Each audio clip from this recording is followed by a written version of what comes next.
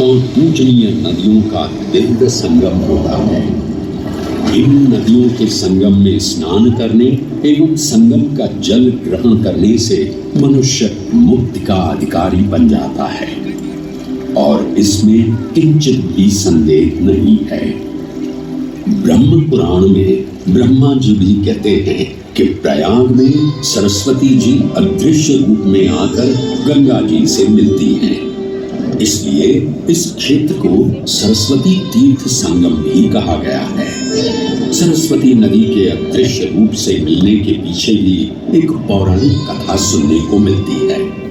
ऐसा माना जाता है कि बद्रीनाथ क्षेत्र की गुफाओं में जब वेद व्यास जी भगवान गणेश को महाभारत की कथा सुना रहे थे, तब उस क्षण सरस्वती जी हिम शिखरों से टकराते हुए अपना मार्ग बनाती हुई बड़ी ही तीव्र गति से बह रही थी। सरस्वती नदी के इस तेज बहाव से उत्पन्न होने वाली तेज ध्वनि वेद व्यास जी का ध्यान भंग कर रही थी। इसलिए महर्षि वेद व्यास जी ने सरस्वती जी से वेद और ध्वनि को कम करने का आग्रह किया, परंतु उनके अनुरोध उपरांत भी जब सरस्वती नदी के वेग एवं ध्वनि में कोई कमी नहीं हुई, तो उन्होंने क्रोधित होकर सरस्वती जी को श्राप दे दिया और कहा कि वे अब धरती के भीतर यानी कि पाताल लोक में रहेंगी।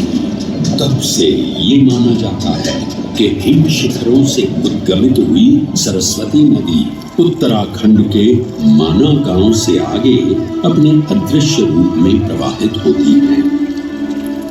आगे चलकर यही अदृश्य रूपी मां सरस्वती प्रयागराज में गंगा एवं यमुना नदी से मिलकर त्रिवेणी संगम को पूर्ण करती हैं।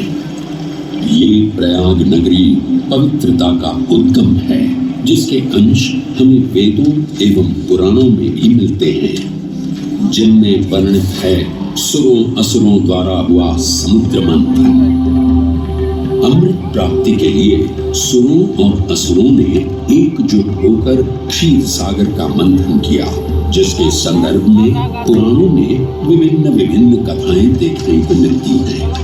उन्हीं कथाओं में एक कथा महर्षि दुर्वासा और इंद्रदेव से संबंधित है।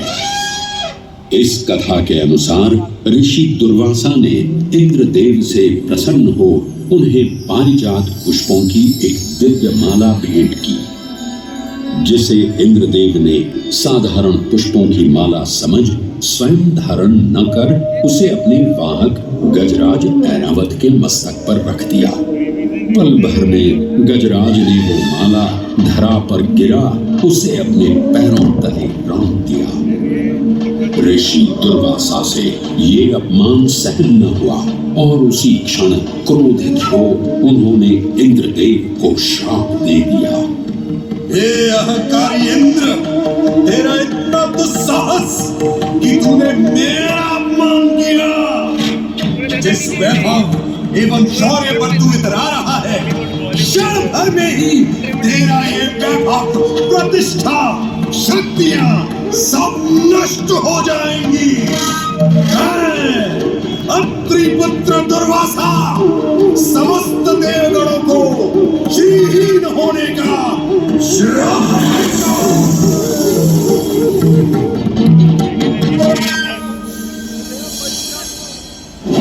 इस श्राप के परिणाम स्वरूप स्वर्गलोक से लेकर वैकुंठ धाम तक का सारा वैभव चला गया। जहां स्वर्गलोक में सभी देवता अपना वैभव एवं शक्तियां खो चुके थे, वहीं वैकुंठ धाम में मां लक्ष्मी भी क्षीर सागर की गहराइयों में चली गई। उनके जाते ही सृष्टि का संतुलन बिगड़ने लगा एवं असुर राजा बलि ने तीनों लोग अपने अधीन कर लिए। ये सब देखकर सभी देवतागण अपने श्राप के निवारण हेतु भगवान विष्णु की शरण में जा पहुंचे और कहने लगे, हे पालनहार, हे स्वामी, अब आप ही हमें इस श्राप से मुक्त होने का मार्ग बता सकते हैं। अन्यथा हम अपनी शक्तियों से सदैव वंचित ही रहेंगे और युद्ध में कभी भी असुरों का सामना नहीं कर पाएंगे। हे देवराज, ऋषि दुर्वासा के श्राप से सभी देवतागण जीवन मृत्यु के काल चक्र में बंध चुके हैं। इस काल चक्र एवं श्राप से मुक्त होने के लिए अब केवल एक ही मार्ग शेष है और वो है समुद्र मंथन।